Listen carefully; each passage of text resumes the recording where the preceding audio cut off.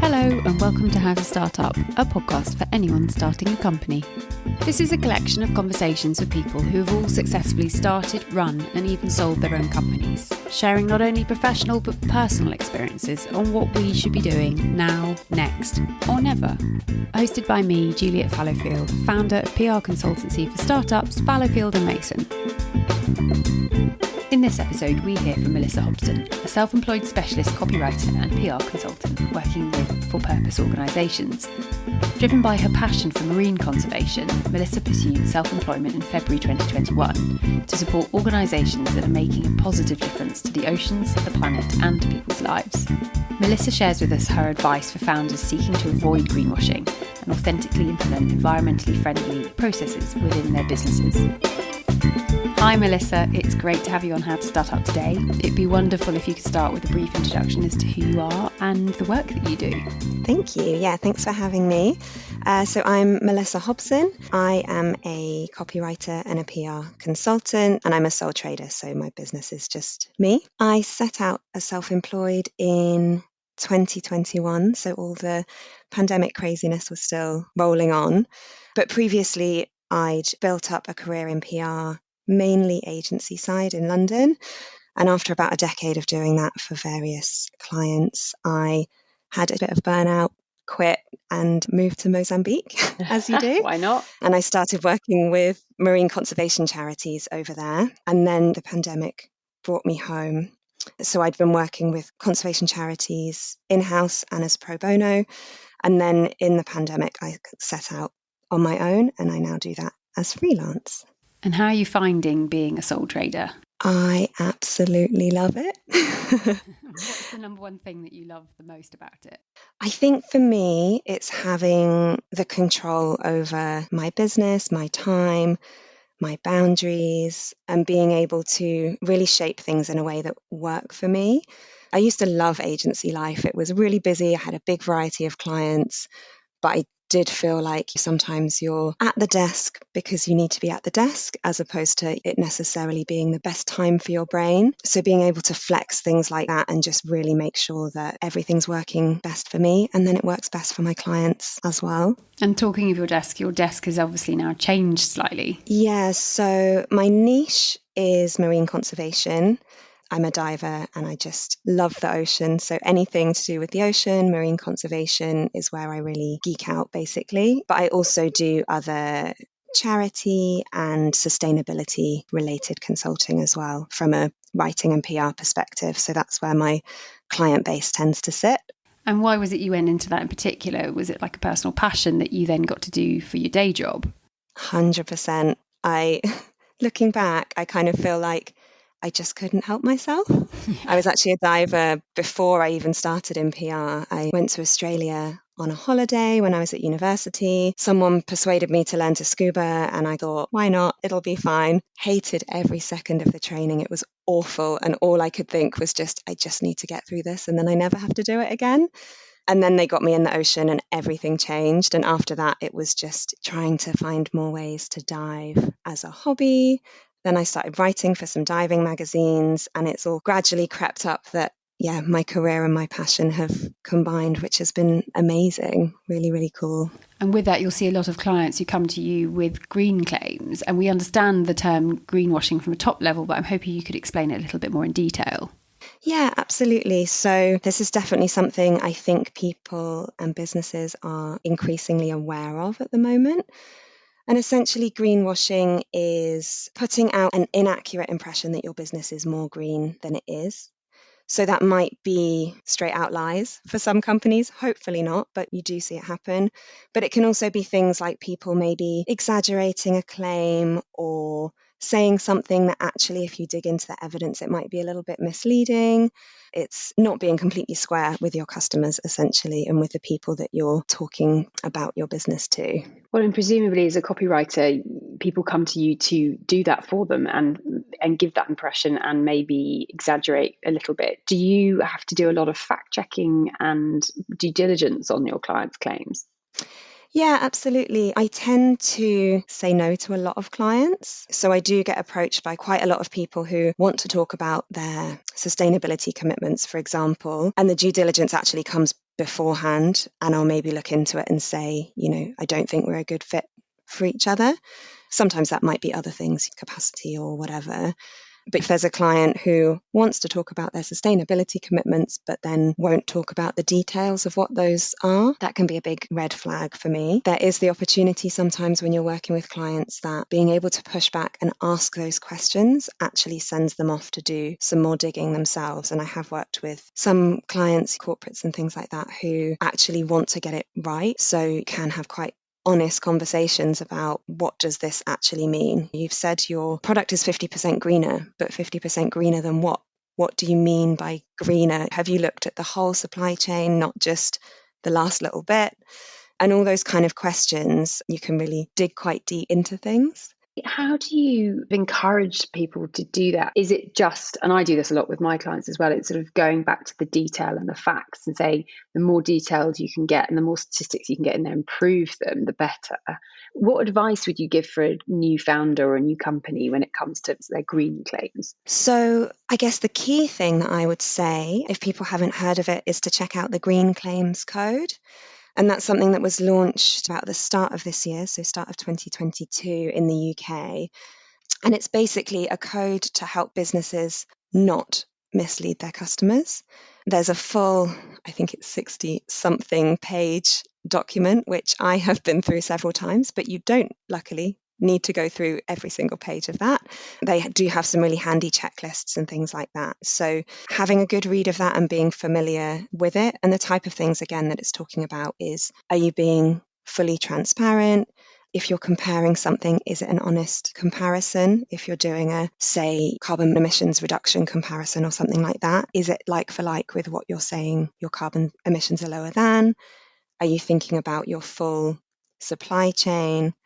And basically thinking about it from a consumer perspective, whether you're a product or a service company, is there any way that the person that you're speaking to might misinterpret what you're saying? So it might be that you're using jargon or terms that they might misunderstand or they might not understand in the right way.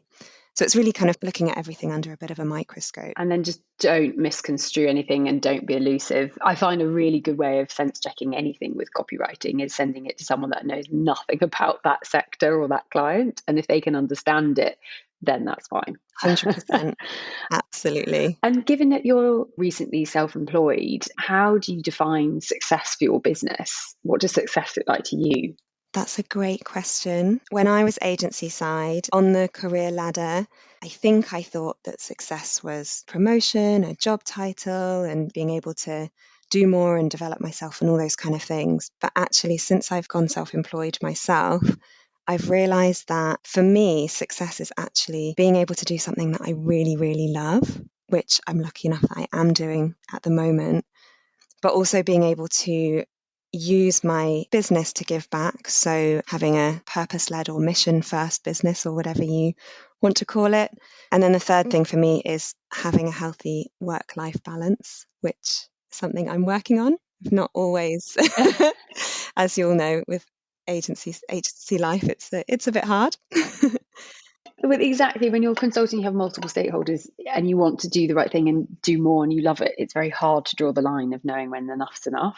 And actually on that, something when we were introduced, I noticed that you had this absolutely game-changing out of office set on for any email that's sent to your inbox. I was hoping you could expand on that for listeners. Yeah, absolutely. So I can't take credit for this because I saw it from someone else who had a similar setup. But it's basically when someone sends me an email, they'll immediately get an out of office reply, which basically outlines the timeframes they can expect a response for different stakeholders. So, but something along the lines of if you're a current client or a current editor that I'm working with, you're my top priority and I'll aim to get back to you within however many working hours or days.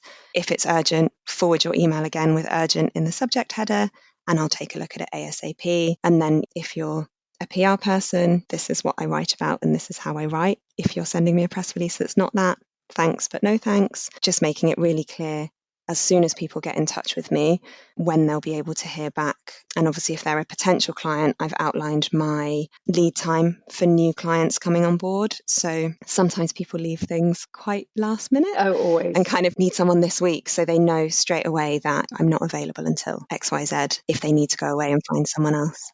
And actually, for anyone listening that's thinking about copy and PR, please think about it 4 months ahead of when you think you might need it, because copy needs to be planned, it needs to live and breathe. And both of Melissa and I work with words, and the longer you can think about it and digest it, the better. And then obviously when you come to pitch it to a journalist, they need to think about it and then research the story, pitch it into an editor, and then it needs to be researched. So the longer the lead time, the better. But something also I think about boundary setting is, I noticed that if people wanted to book in a PR power hour with you, they can do that through Calendly, and it comes at a fee. And a lot of people I've spoken to in the last few weeks, journalists included, they get so many people saying, can I just quickly pick your brains? It's like, you can, but that's called consulting, and that comes at a rate. So your out of office was really interesting. And I think that also falls into the advice that was in season 1 of automate, delegate and solve. That out of office email does all three. Given that you're now a sole trader and potentially working quite a lot in a silo and on your own, who do you go to for advice to stay inspired? I'm a complete podcast obsessive. So I love podcasts, and I actually tend to, on my walk to the gym, I listen to a kind of work-related podcast one way and then a fun one on the way back. But then also for me, it's really important to connect with like-minded business owners. And you mentioned my Calendly, so I have different types of meetings on there. And one of them is just a freelance chatter. So another freelancer who does a similar thing to me, or maybe not, that just wants a bit of a water cooler moment, we can book in a bit of time to just chat and get to know each other.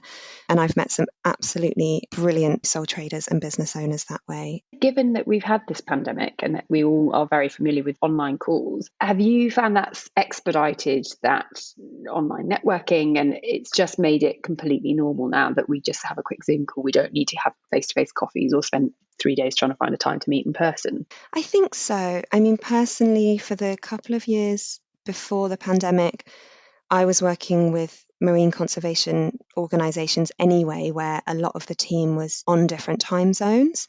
So I was quite used to that already, but I have seen that shift of almost everyone else kind of catching up and realising, oh, I don't need to take the whole day to go into London for a meeting that could be a Zoom.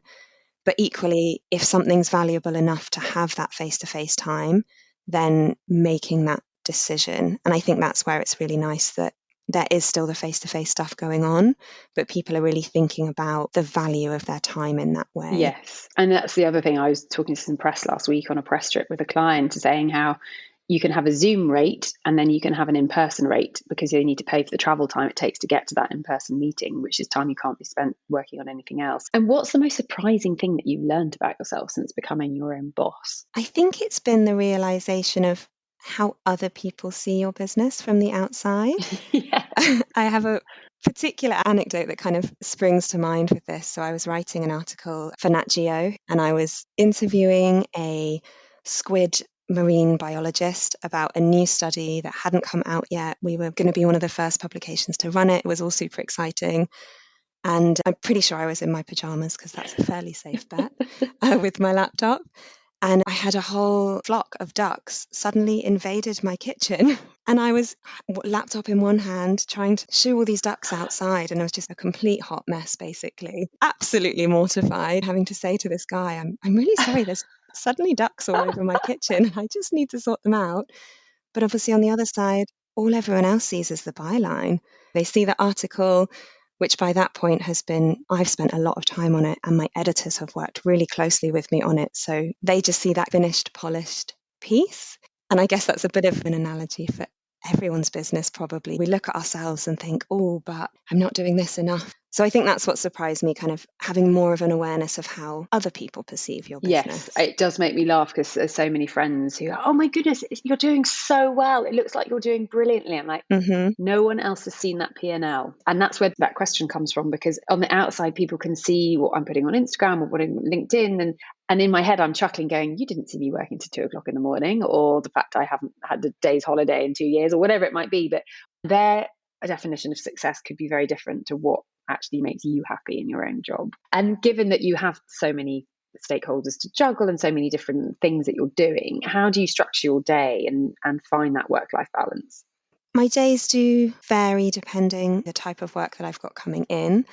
I tend to have my deep focus time in the morning, and then I usually take a long lunch. I'll walk to the gym, I'll have a class, I'll walk back, have some lunch, have a shower, and then catching up with the lighter work, the admin, the emails, that kind of thing in the afternoon. But as I said, the great thing for me about working for myself is that my boss lets me do what I want. So if I've got a dentist appointment at 11 or a friend that is in town and wants to go for coffee on a Wednesday, as long as I'm not missing any deadlines, I can flex things as much as I like. In terms of holes in the road, is there anything that you'd flag to a new founder that they should keep an awareness of? The one thing which I luckily haven't fallen into, but I know a lot of friends and freelance colleagues who have, is setting that tax aside when the money comes in from your invoice.